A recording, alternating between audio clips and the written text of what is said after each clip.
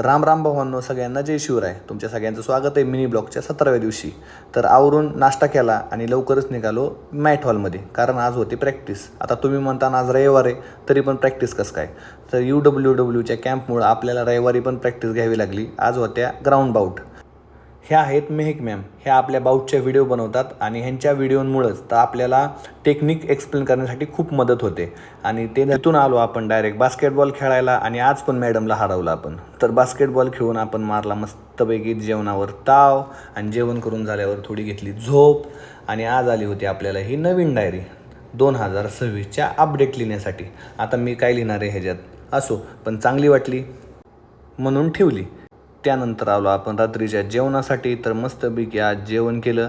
आजचा दिवस थोडा बोरच गेला, कारण संध्याकाळची प्रॅक्टिस नव्हती आणि रविवारच्या दिवशी थोडं रेस्ट असल्यामुळं थोडा दिवस बोरच जातो.